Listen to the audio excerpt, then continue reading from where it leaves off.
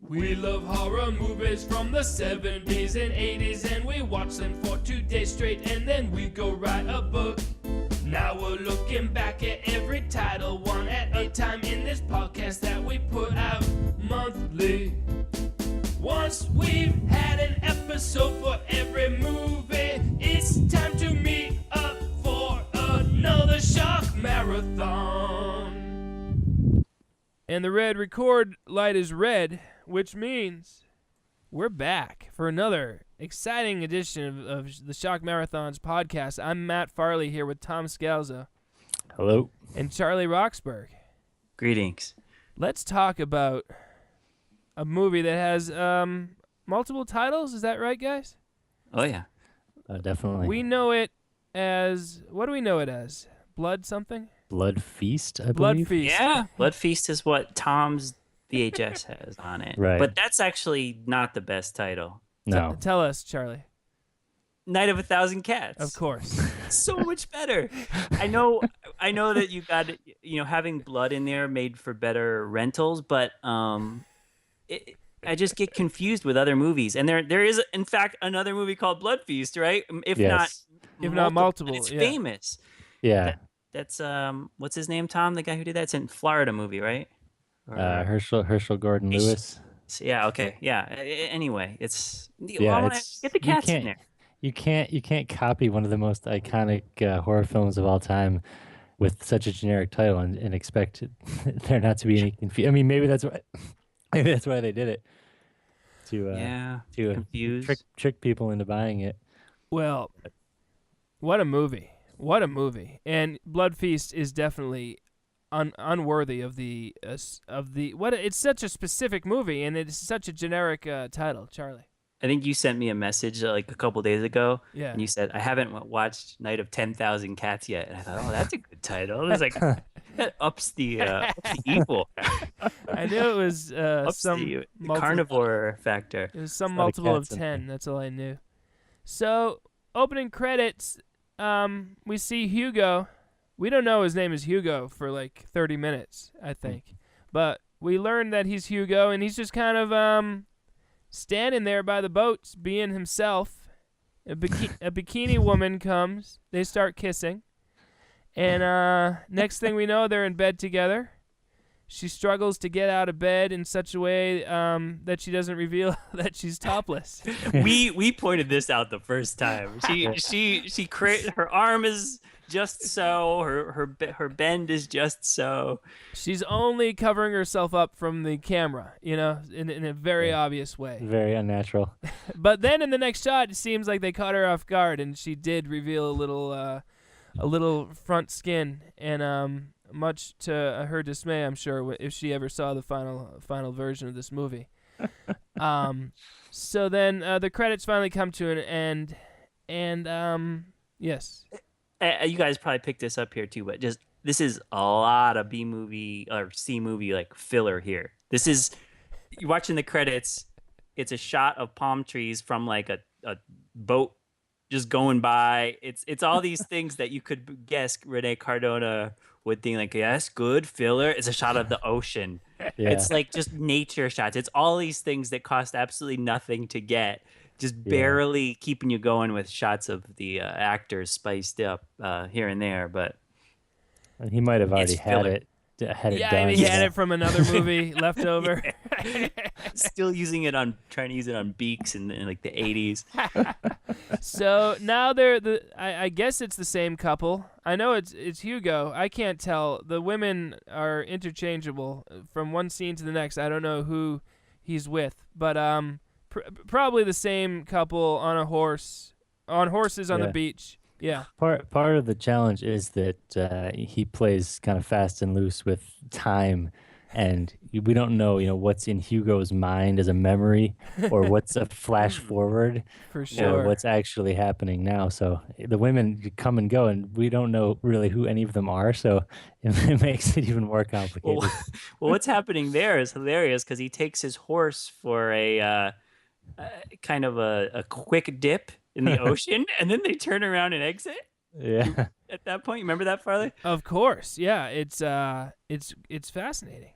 I almost was thinking like, don't ride that horse into the ocean, but he goes deep enough that it's up to like the horse's neck, and then they turn around and exit. Those horses know what they're doing. They were perfectly safe, unlike other animals that have worked. Something that they've never said on a Rene Cardona Jr. movie about any animal. They've never cared. So the girl tells him, "I'd like to stay with you forever," and he responds that he agrees, and he'd like to keep her in a crystal cage. So now they're flying over the city in a helicopter. And we get a very long and boring flying sequence as they head to the monastery, where is it Dargo or Dorgo? Tom says Dorgo, right? I said Dorgo too, but okay, hey, 2 Dorgos. Charlie, tell us about the helicopter, though. The music was awesome. Oh, there was like this lounge.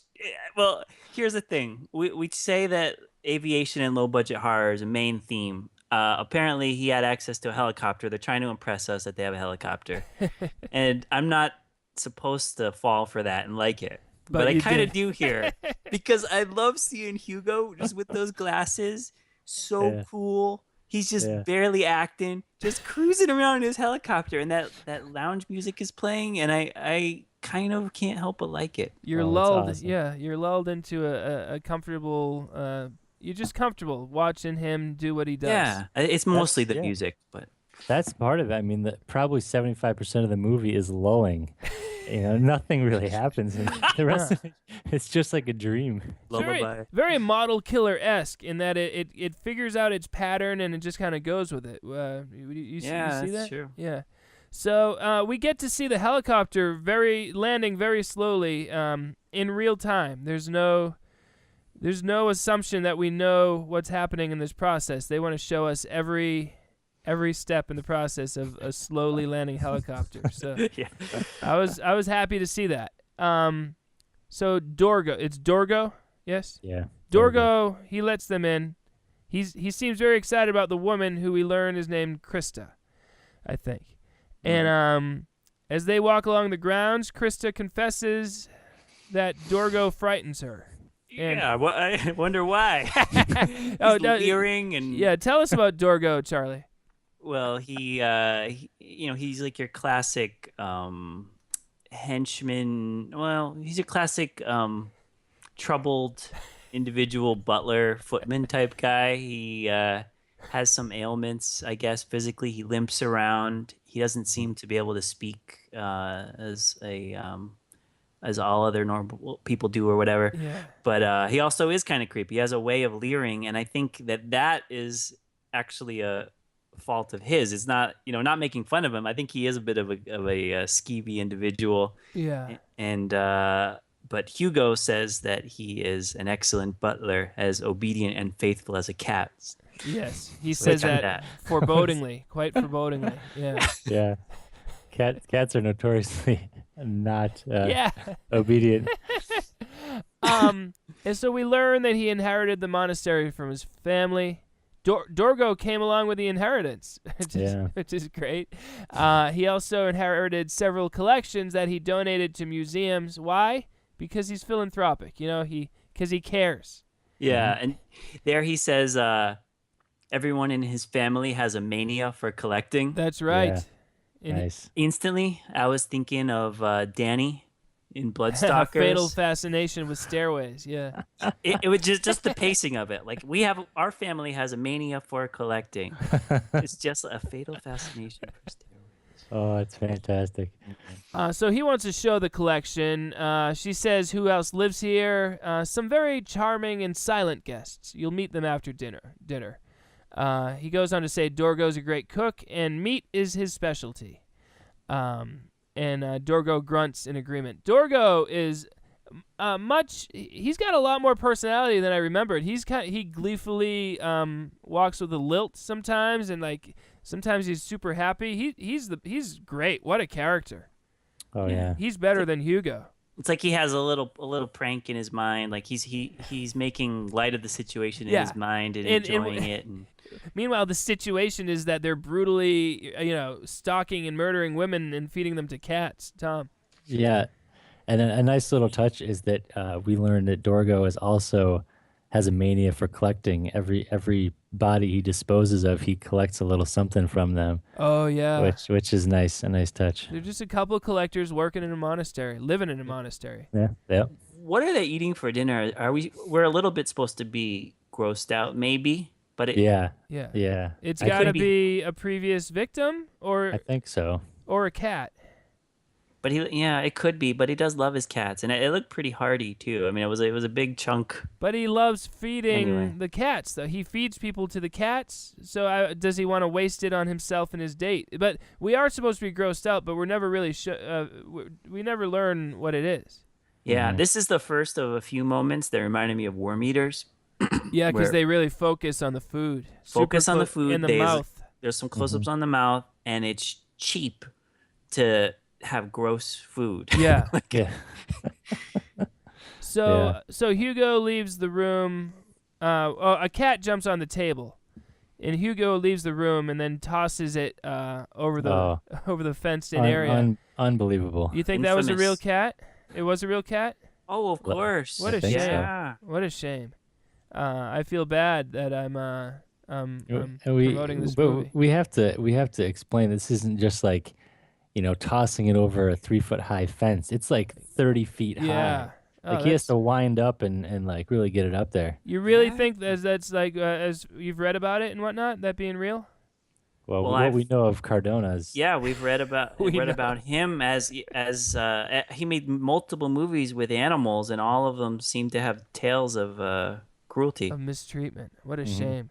So anyway, he tosses it into the fenced-in area that's filled with, I guess, 1,000 cats, if we're to believe one of the titles of this movie.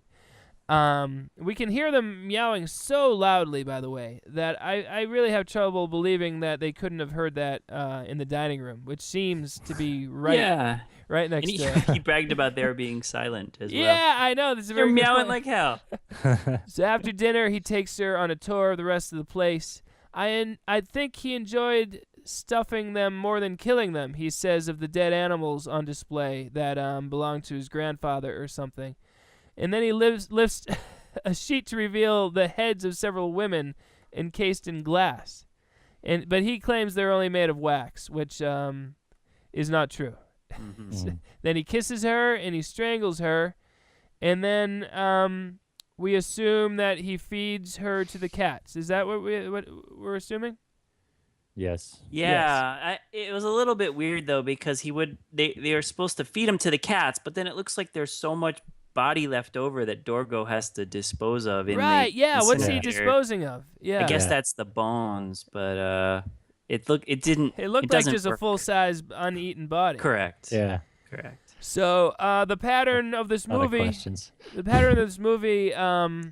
is that once someone's been killed, it's helicopter time. So Yeah, I'm liking it. Up until now, I'm really liking it.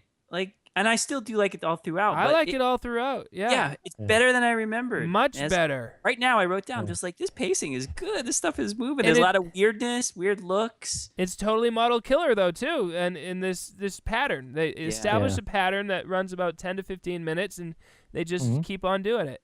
And Model killer with a helicopter. Yeah, this monastery that they're in, where all the cats are, is unbelievable. yeah. Yeah. I don't know how they got access to this thing, but it is a castle in the woods, and it is amazing. They had somebody with a castle and someone with a helicopter, and Rene was like, "All right, that's all we need." Done. Oh, and then they had hundreds of cats too, apparently. Yeah, well, I think they were like, well, then who's the character? And Hugo was like, I will play your weirdo who wants to feed. He's probably the guy who owned the helicopter. They're like, Yeah, "Well, you know how to he's fly it, so credited you're the as main character." producer. Oh, is he? Yeah. Good for him. He's in a lot of his movies. He's a mainstay. Nice. So now we Maybe? see Yeah. the helicopter slowly hovering by a pool where a woman is sunning herself. She gets a phone call and he flies away. She tells the person on the phone, some idiot with a helicopter is making it hard for her to hear. Tom. This is just our first example too of everyone in this city being absolutely enamored of helicopters. Yeah. Like they see it coming, and they're like, it's like they've never seen a helicopter before. They're all waving and smiling, and they're like excited. And they're perfectly okay. It's so weird. It That's does like they don't feel that they're any invasion of privacy when this huge dangerous machine is like hovering over their backyard, just buffeting wind, overturning things. That's just what happens in that area, apparently, in that movie. It's weird. They love it. The best is the little girl. I feel like they recycled a shot of the little girl happily waving. Like they would just keep on cutting to this same exact shot of her with a big smile waving. So he flies over to a little girl by a different little girl by a pool. I'm not sure, but whatever. And then we see an image of the cats, as if to say that Hugo's thinking, perhaps I should feed this girl to the cats. But then he thinks better of it, so we can like Hugo, that he's only going to kill, he's going to wait 10 more years before he kills that girl, so she's at least an adult. What a guy, huh? Oh, yeah. So then he's about to land, but then he sees the girl's mom, and so he doesn't land. The mom, like we say, isn't fazed by the fact that there's a helicopter about to land in her pool. So this must be common in the wherever they are. Where are they? somewhere in South America? I think I so. read it was in Mexico City. Yeah. Oh, it's Mexico City. That's okay. the airport I think it is. Yeah. Excellent. So now we got a woman dressed in only a towel and standing by an open window, and the helicopter is lined up so Hugo can see right in. He blows her a kiss, and she shuts the shade, but she's amused. She's not she upset. loves it. Yeah, she's happy to have this stranger in a helicopter leering at her. That's fine. And there's like no way she would have been able to make out his. It would have been hard for her to make out his gesture of blowing the kiss with like the glint and the whole all the chaos. So now like that happened, and so we cut back to the monastery where Dorgo and Hugo are playing some chess. Okay. Okay. All-time memorable, great. I'm so happy it was filmed. Shock scene. Oh yeah, I mean, they're just playing chess together, and it's spectacular. And they didn't just stage it in a inside. They put it up on one of the turrets. Yeah, it's silken beautiful. robes, long skinny pipe for Hugo. Yeah, amazing. It's a beautiful, like they had to work to get up there, and that makes it awesome. Yeah. So anyway, they're up on this ledge playing pool. And this is not pool. I'm sorry, playing chess. And this is what you want to see. Yes. You just want to see your characters in a nice, delightful, relaxing game of chess. Wow. Nothing to do with horror. No. Nothing to do with like scantily clad women. Nothing to do with anything. Just let's be with the characters for a little while because they're great. I like Dorgo better than Hugo, but I like both of them.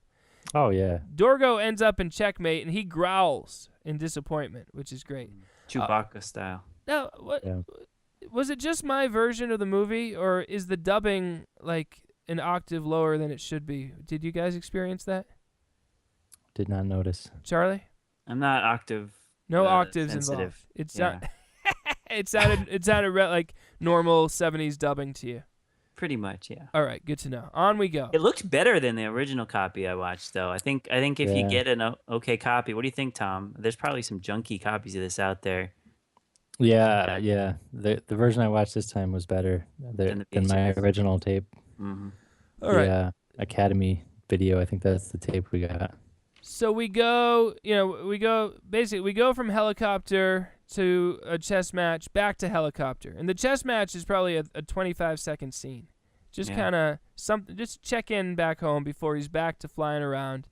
And like Tom said, we don't know if these are memories or it's actually happening. Did he go home, land, play chess, get back in the copter and start flying again? We don't know.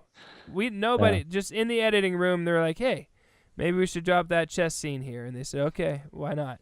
and that's like, I appreciate that, though, that the editing led to a better pacing than the story probably warranted, Like, maybe none of this makes sense, really, in terms of linear narrative, but it's better this way. It washes over you, and you're okay with it. Yeah.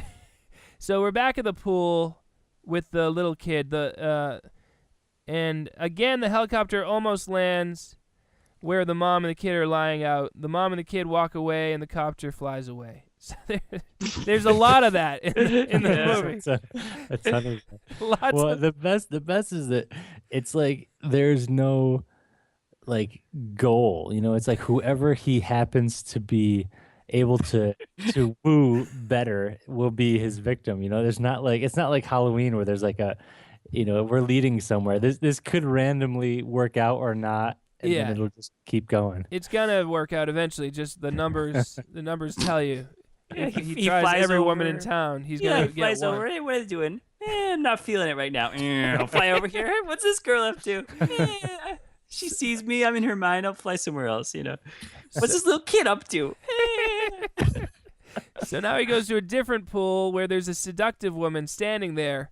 I think she's kind of into him, so he drops the ladder for her to climb up. And then they make gestures at each other for a while. Oh yeah. And eventually, what it seems to be is she gestures, I can't right now, let me give you my number, which she gives with like her fingers for each number of the phone number, and he indicates that he will call her. And that's a beautiful exchange. We like that. That was picked Magic. up on in our first viewing, I think. So now, Hugo's on his motorcycle as the little girl gets on the school bus in the front of the house. We see the front of this family's house and the back of it a lot. I don't know if we're ever inside of it, and it doesn't matter. But anyway, now he follows the mom who gets in the car and drives off. And now he's driving golf balls, and a woman's watching. Is that the mom? Yeah, she goes to Yeah. play golf, She and goes he to play tails golf. her there. So he Yeah. tailed her to the driving range. And then he just starts playing. He starts playing, and she's watching. He starts playing essentially with her. He's like not letting her finish before he hits. And then the He's chasing her. the two golf balls from different directions both land in the hole at the same time. Magic. Oh, It's like yes. a And- meet Movie cute. magic. and this is probably my favorite part of the movie. This is another thing where reality, and dreams get kind of murky. But did you notice that there's this scene, right, where I think it's her, first it's her. She's driving on a new hole over some water toward the hole, and then he hits over some water. But then she imagines what it would be like if her husband was hitting the same shot over that water. Oh my god. And then she imagines again what Hugo would look like doing it. And it keeps going back and forth, but it has to be in her head because her husband is not there. Fascinating. So I thought that was Hugo's partner. No, he doesn't okay. even have a partner. It's her husband, the guy with the mustache that's always smoking cigars. Oh, And she's she's got a caddy, comparing- but wow, Tom, genius. I was distracted there for a second because I thought, well, why are they showing this one gentleman's problem at this hole Right. without being able to hit it over the water? It's a metaphor. all right. So after the golf course, Wow. now we see a scene where the helicopter sends a toy parachute down to the little girl, who waves happily while the mom looks on. And then the next thing we know, the motorcycle is leading the car to the monastery, and then he's in bed with the woman, who's the same woman. So I don't know what is that just a mistake? What he's on the motorcycle, and he follows her to the golf course. They're golfing. Suddenly he's flying and dropping a toy to the girl. Then he's back on the motorcycle, and that's just a mistake. Well, no. Once a parachute doll is dropped, this is the normal course of events that happens very quickly. It's called courtship. So I guess perhaps what we're to believe is that let's not even try to figure it out. Where his motorcycle was, where he parks it, and where the helicopter was parked. Yeah, I'm so confused. But now he's in bed with her. That happens quickly. She is unscrupulous. Yeah. Yeah. Now they're dressed, and he declares, "I'm going to show you something that only 2 people in the world know about."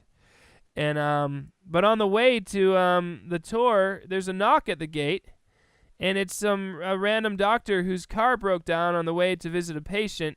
Hugo says, "Sorry, bud. There's nothing we can do." But the doctor goes on and says that, it's a little girl who could be ill. Hugo again does not care, but the woman says, Hugo, drive them in your car. I got to leave anyway.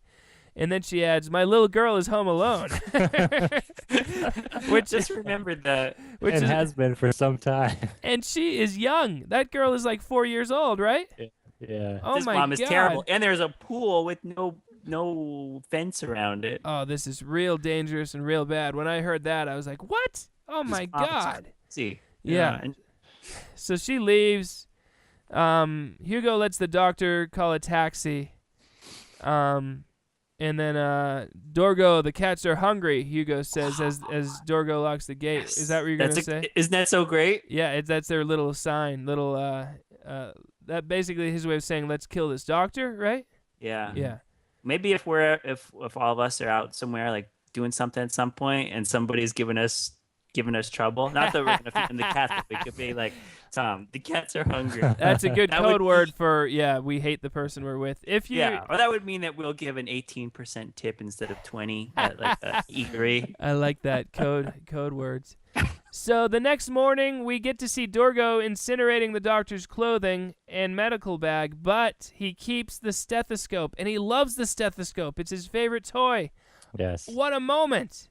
Oh. What Glorious. a moment. Oh, and he kind of like does like a little shimmy, like, ooh, and he's like playing with it. Could be probably ad-libbed. Oh, definitely awesome. Definitely awesome. And you think like in a movie created by maybe someone with a little bit more of a narrative focus, those little touches would come back, like someone would find that and then Dorgo would get implicated or something, but it's never this is just for fun. Yeah, you're absolutely right. A tight screenplay would make sure that came back into play, but I'm okay. I like it better that it's not. Go, Charlie. That's how I felt about the beginning with the girl getting blood on her and said she was cut from the coral. Yeah. Right? Yeah, stuff just freaks happens. out. But he's not a vampire. And in fact, he likes blood because he puts his hand in the raw meat and chucks it to the cats. Yeah. And there's no other point in the story where he doesn't like seeing someone hurt. The movie just goes off in tangents for just because there's no reason. Just they thought, let's have this happen now, and then let's have something else happen after that. And they barely lead to one another. And it's refreshing to see something that's not so unprofessional.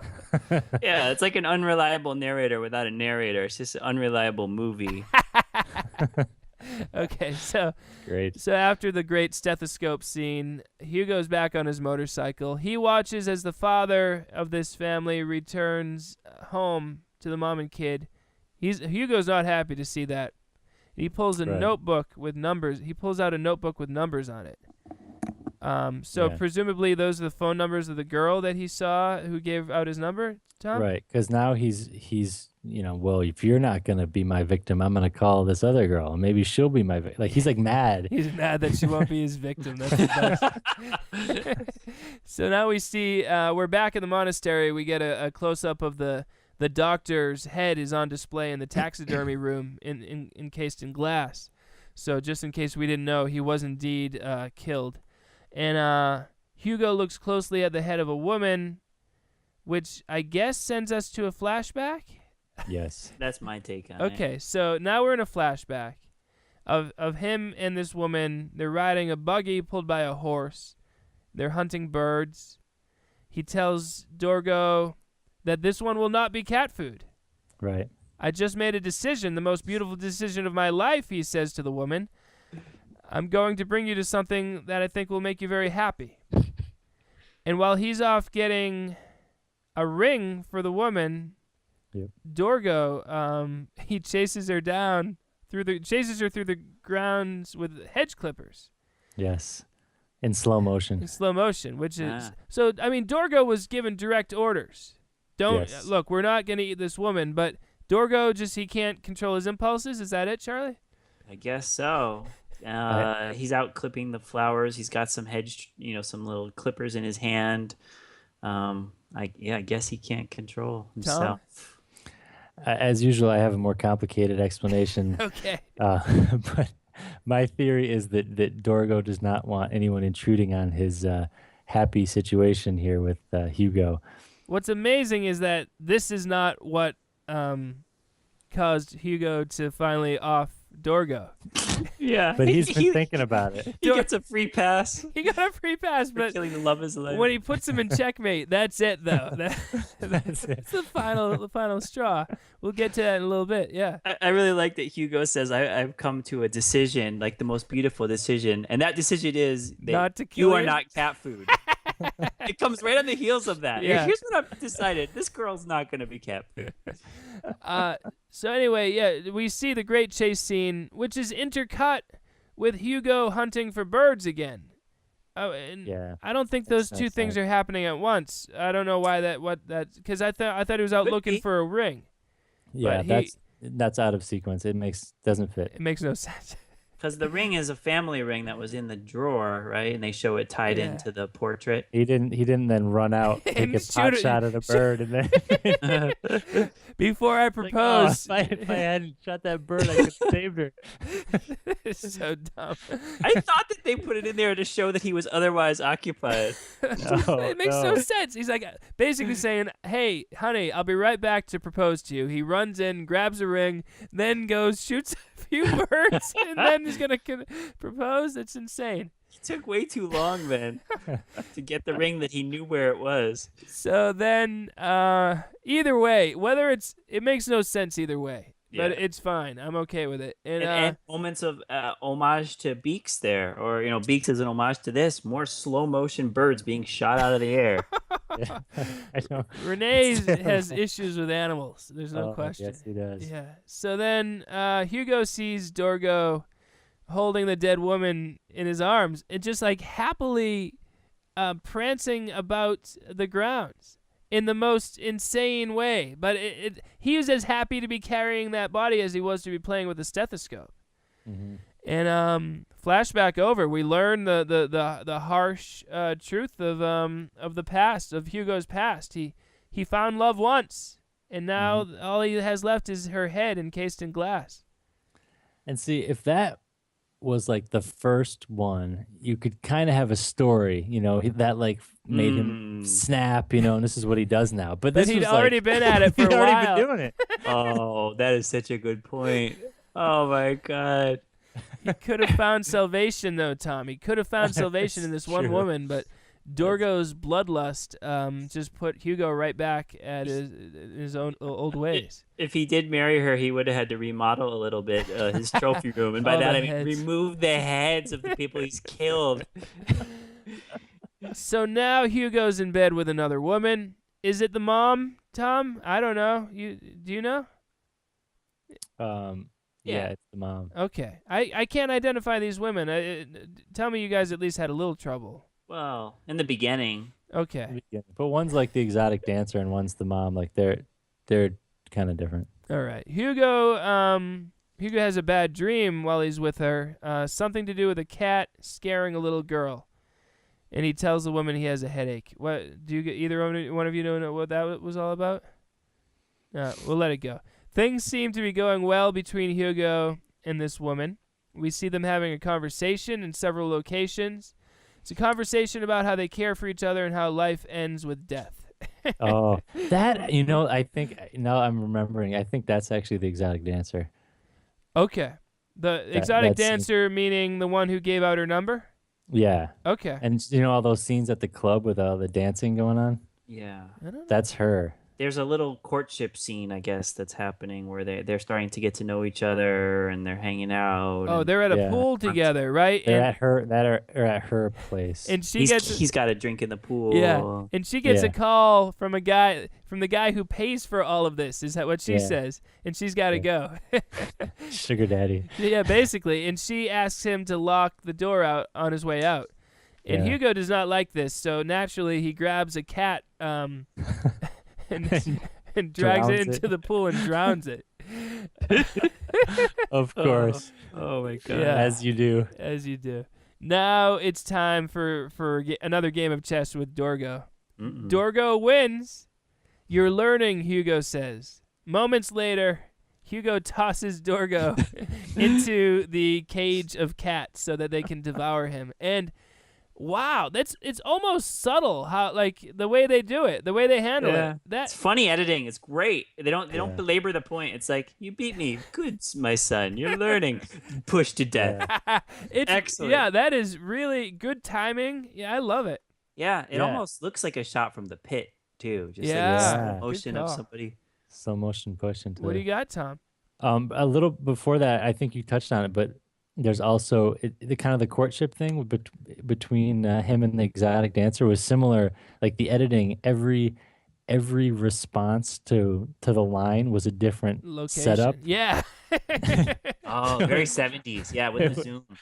Yeah, but they were like physically changing. It was like a different day and like a different place. Yeah. And, the answer would take place in a different. Right. They do setup. that in Bottle Rocket, but in Bottle Rocket, I think they knew they were doing it. Yeah. Yeah, they knew here too. It honestly, I think so. It almost felt like an avant-garde thing, or a little. It's very 70s, but with the zoom lens, and I liked it. It's surprising though, because I don't think Rene Cardona Jr. would want to give himself any more work, but it takes a little more work to break it all up like that.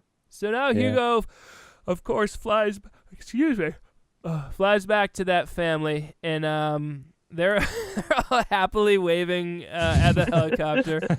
The husband's home at this point. The mom, although, gives a little look that implies that she's like, "Hey, my husband's here. Let's be a little more discreet." But the little girl, I love the little girl waving. I just imagine them behind the camera like, "All right, honey, and now big smile and wave." And that's exactly what she gives I love them. all the men are like, these guys, they're smoking cigars or pipes and reading the newspaper. Like that's all the men do in this movie, like by the pool. It's funny. we get a quick cut back to the cats, I guess, just to remind us that they're there and that they're hungry, I guess. And now we see Hugo and a woman coming out of the ocean from scuba diving. I'm gonna ask you guys again. Who do we know who this woman is? Whatever. It's maybe the main dancer, I think. It's he hasn't killed her yet. Yeah, I guess. Okay, so she came too close to the coral and has a little scrape. And this is as Charlie said, the sight of the scrape has a huge effect on Hugo, and he no longer wants to go eat with her.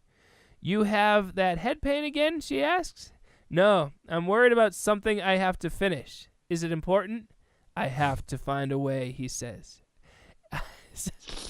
So now he's on a boat, I guess with that girl, and they stop in the middle of a lake.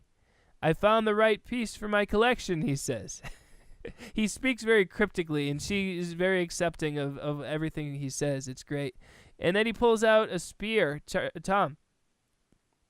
See, in the version I watched, that happens at the beginning.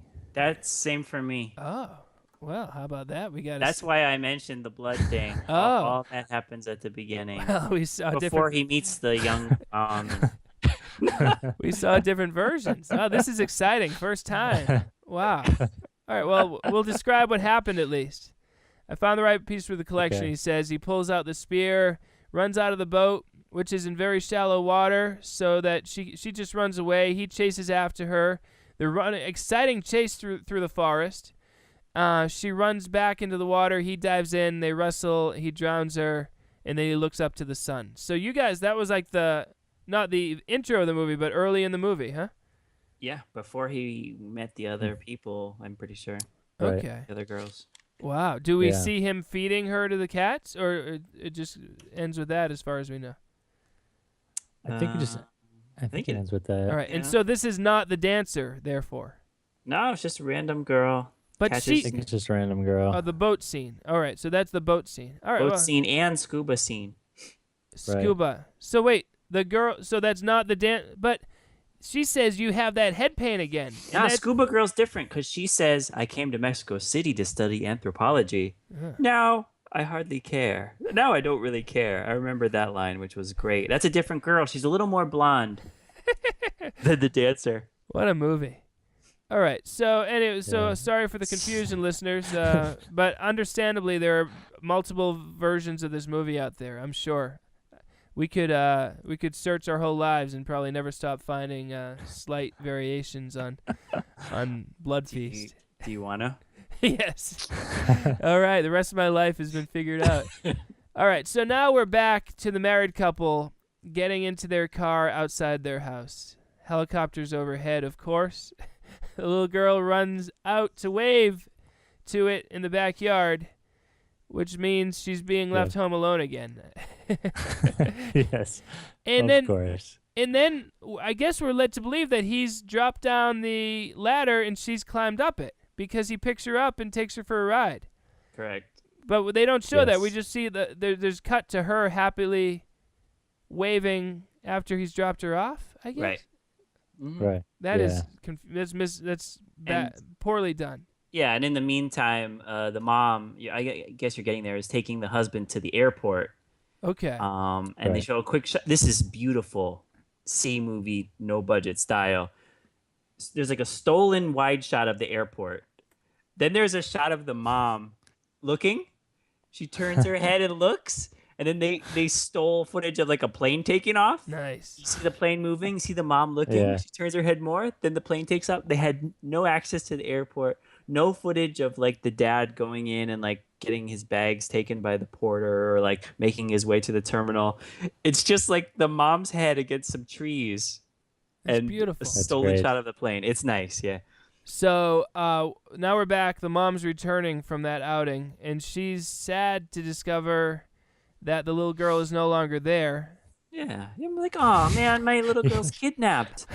oh no. How could that happen? But then she hears the helicopter, runs outside, and gives an aw shucks look when she sees the little girl has been returned from her helicopter ride.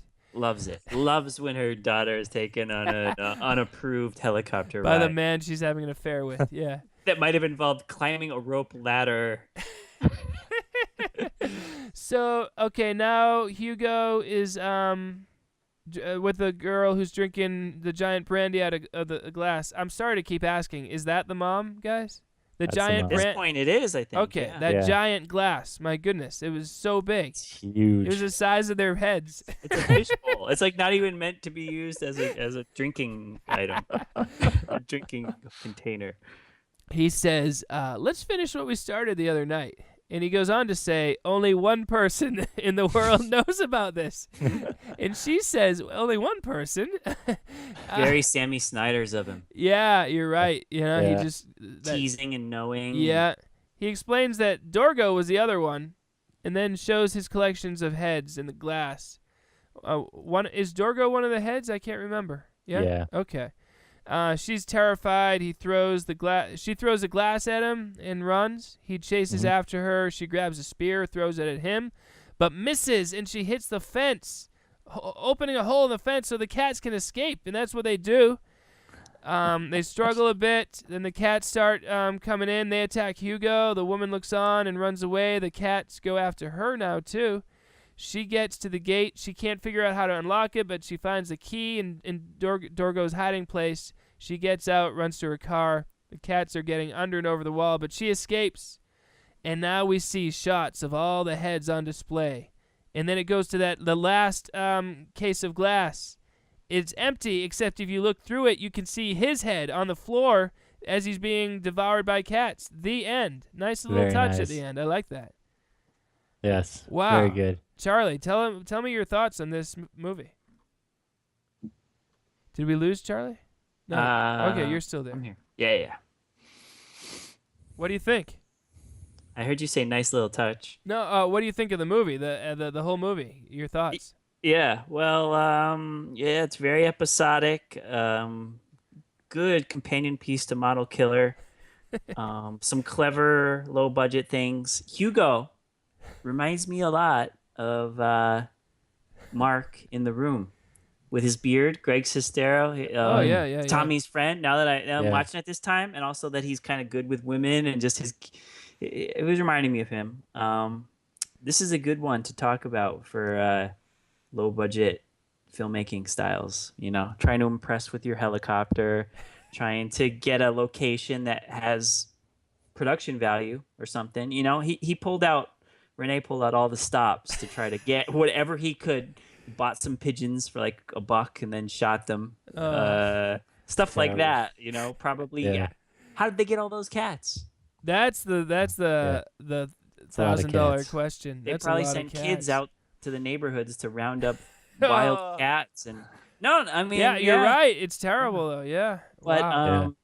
I liked it a little more this time. I thought Me Dorgo too. was funny. I thought the pacing was kind of cool. I liked the style of the clothes and the apartments and the way that the men were so manly and funny with their smoking and their newspapers, and the way the ladies were so welcoming to Hugo and entranced by the helicopter.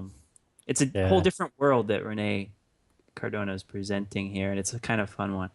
Tom, your review? It's magic.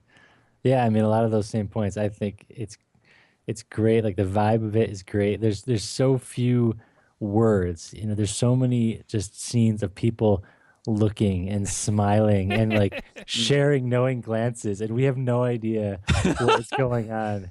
Like all those scenes at the dance club, there's a scene where Hugo is there with the woman and her husband and the exotic dancers on stage, and they're all just kind of like smiling at each other, but it makes really no sense. Like, why would he be there at all, or why would any of them? And none of them know each other, but they all, even from the beginning, like their first encounter with the helicopter, they all kind of smile at each other like they've all been friends for years. My And, like, version didn't have an exotic dancer scene. That's Oh, why you I did? didn't know why we were calling her the exotic dancer. That's funny. Do you remember her dancing in her out. apartment too? I'm not. I don't know. I remember them in the pool outside. When he drowns the cat. But in my version, they were just there. Yeah. Okay. It's interesting. It makes more sense than if you see that, but not that much more. Well, it was that much less of the. As much as I liked it, the version I watched was an hour and 14 minutes. What was it for you guys? A little longer than that? Or? I think so. Yeah. 80 minutes, I think. 80. So I was saved from 6 minutes more of it, and again, I'm giving it a positive review. But Did you have the golf scene though? Oh yeah, the golf scene. Okay. Yeah, of I course. forgot the golf scene from the first time we watched it. I could have sworn I didn't see it the first time. It might not have been in Me that too. version. Yeah. It could not have been. Because Yeah. I think the tape that I have, I think it says it's 65 minutes. Oh wow. So I don't know. we might have not seen some of this the first time. That's funny, like how that happens. But yeah, I like the vibe, and I like that model killer style. You basically, it could just be a series of 10 to 15 minute movies. You could just stopped at any point, but they just kept doing it again and again. And I love the shot of the little girl happily waving just every time, and the way people react to a helicopter, in a leering and dangerous way. They're fine with it. So it's a pretty good movie. It's what, mid-70s? Do you know the year? Early, I think. 72, I think. Oh wow, 72. Well, it's got a modern vibe for that early. Yes. I was just thinking, all the big things in this movie, big important things are done quickly and confusingly, and all the little things are done intricately and drawn out. So the guy losing the love of his life is very confusing. Yep. And certain, meeting the mom and the courtship of her, getting her to come back to his place is so quick and confusing. But stuff like the helicopter landing, and there's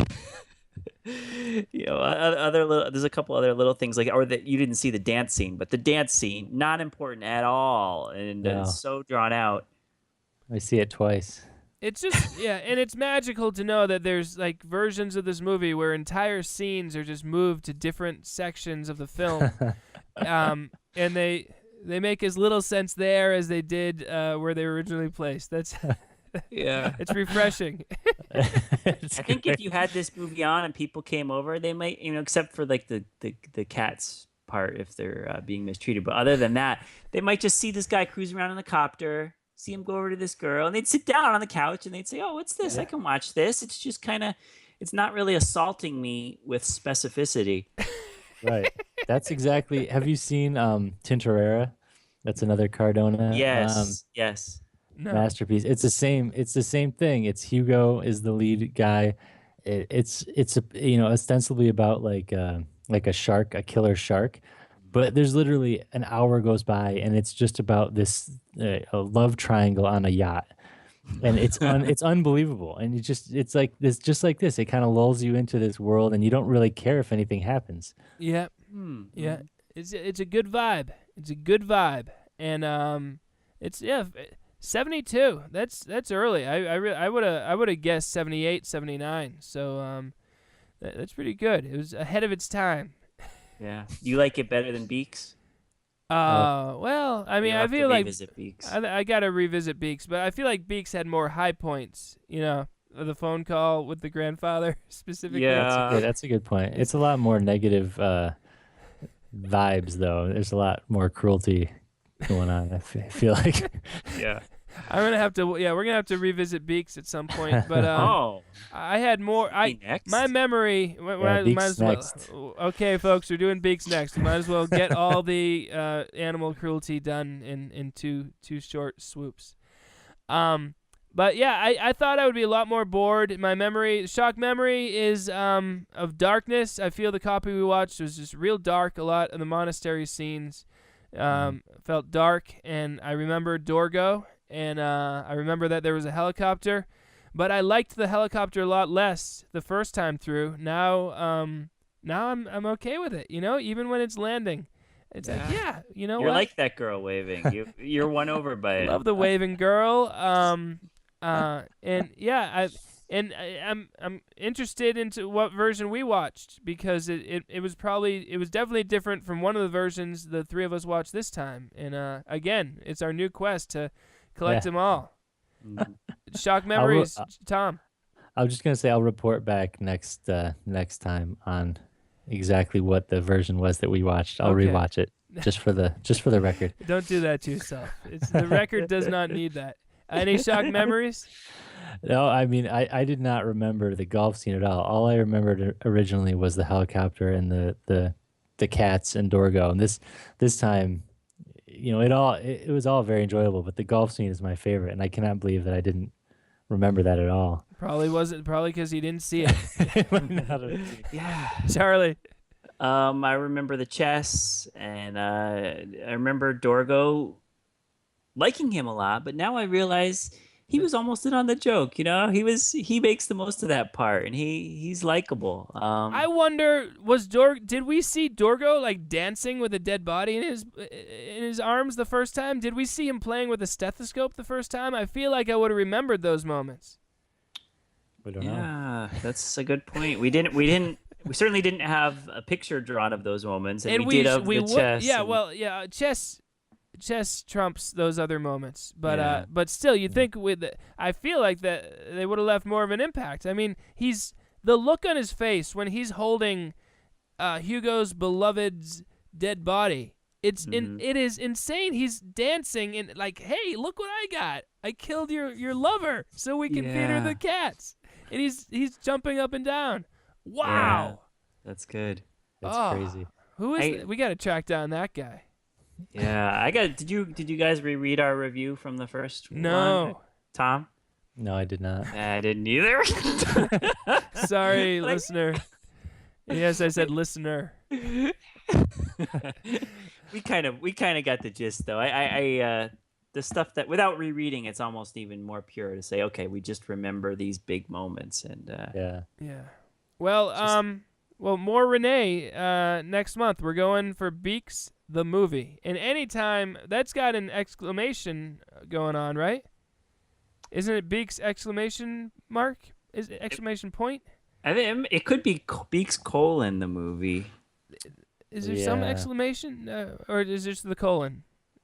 Just the colon? It's just the colon. Okay, all right. Maybe Beaks the colon the movie exclamation point, possibly. I hope that's the case. Yeah, I mean. Well, listeners, tune in next month. We could just go on about the punctuation for a good where while. We'll talk punctuation for a good 20 minutes before we even get into the plot. I guess that was it. That's it for the show, right? We did everything? Yep. All right. Shock memories. That was a good note. That was a good one. Thanks for listening. Our numbers, by the way. what good numbers we have for downloads, including the three of us. We're getting a good 20 to 25 people per episode. Who are you? Awesome. Who are you? We should get some feedback to Fantastic. Shock Marathons Twitter or Twitter, Shock Marathons or shockmarathons.com. There's a contact page. Who are you people? All right. Yes. Anyway, for Tom and Charlie, this is Farley saying see you next month.